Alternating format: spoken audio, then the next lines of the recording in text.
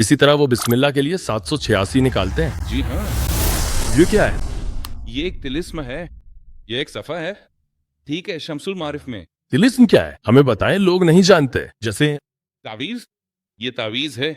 हमें कैसे पता चले? इंशाअल्लाह जब तावीज़ पर बात करेंगे तो कई मिसालें दिखाएंगे। ये शम्सुल मारिफ का सफ़ा है।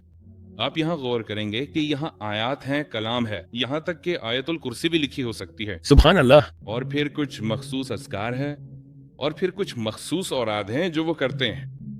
इस हद तक तो कोई मसला ही है। ठीक है, कोई हर्ज नहीं। मसला इन नंबरों से है कि ये क्या है, नंबर? ये हुरूफ क्या है, और बहुत से लोग इसे कुछ न समझकर नजरअंदाज कर देते हैं। हम उसे नहीं समझते।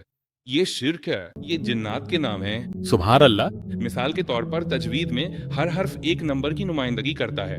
जी हाँ। अबजद, हौज, हती, कलमन। अबजद यानी 1 2 3 4, तो वो ये नंबर लेते हैं और अल्फाज बनाते हैं। इसी तरह वो 786 निकालते हैं बिस्मिल्लाह रहमान रहीम के लिए। तो ये सब शिर्क है और लोग बस उसे पढ़ते हैं और सुभान अल्लाह। तो वो उन तावीज़ों में जिन्नात के नाम लिखते हैं और फिर लोगों से कहते हैं कि यानी ये आपकी हिफाजत करेगा। जी हाँ,